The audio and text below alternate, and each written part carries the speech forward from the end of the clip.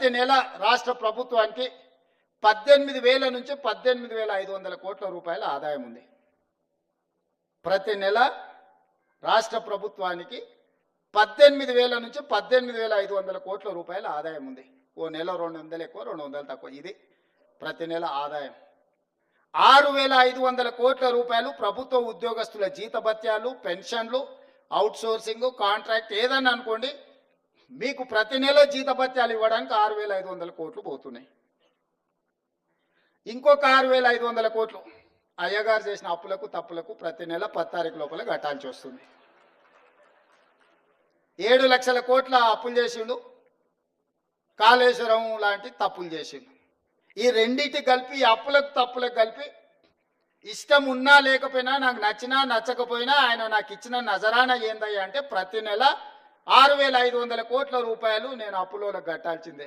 నేను ఒక పూట ఉపాసం పండినా బ్యాంకులో, రిజర్వ్ బ్యాంకులో పడగానే వాళ్ళే గుంజుకుంటారు, నన్ను అడగను కూడా అడగరు.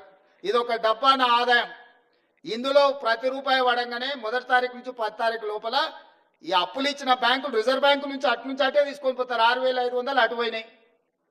మీరు మా బంధువులు, ఆత్మబంధువులు కాబట్టి 6,500 కోట్లు మీ ఉద్యోగస్తులకు ఇస్తున్నా.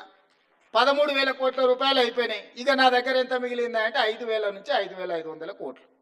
ఇక నేను మిమ్మల్ని అడుగుతున్నా, ఈ 5,000 నుంచి 5,500 కోట్లల్లా షాదీ ముబారక్, కళ్యాణ లక్ష్మి, పెన్షను, రైతు రుణమాఫీ, రైతు భరోసా, ఇట్లా 25-30 ప్రభుత్వ సంక్షేమ పథకాలు ఉన్నాయి. ఇవి కాకుండా అర్ధాంతరంగా ఆగిపోయిన కాళేశ్వరం కట్టాలి, కూలిపోయిన శ్రీశైలం లెఫ్ట్ బ్యాంక్ కెనాల్ని కట్టాలి, పాలమూరు రంగారెడ్డి ఎత్తిపోతలు కట్టాలి, రీజనల్ రింగ్ రోడ్కు నిధులు ఇవ్వాలి. ఈ రాష్ట్రంలో ఏం అభివృద్ధి చేయాలన్నా కూడా ఇందులో నుంచే తీయాలి. ఇక నాకున్న వెసులుబాటు 5,000 నుంచి 5,500 కోట్లు. నేను ఇచ్చిన గ్యారంటీలు కానీ, అంతకుముందు నుంచి వచ్చిన వారసత్వం కానీ, ఇవన్నీ కలిపితే నాకు ఇంకొక 18,000 కోట్లు కావాలి. వాస్తవంగా ఆయన కాంట్రాక్టర్లకు అగ్రిమెంట్లు చేసిండు, ఆయన కమిషన్లు తీసుకొని ఆయన వెళ్ళిపోయిండు. ఇవాళ వాళ్ళ పేమెంట్లు నేను వచ్చి కూర్చున్నప్పటికీ 42,000 పేమెంట్లు బకాయిలు పెట్టిపోయింది ఈ కాంట్రాక్టర్లకి. ఇక విద్యుత్ శాఖ ఇవాటి మళ్ళీ పక్కన పెట్టాలి.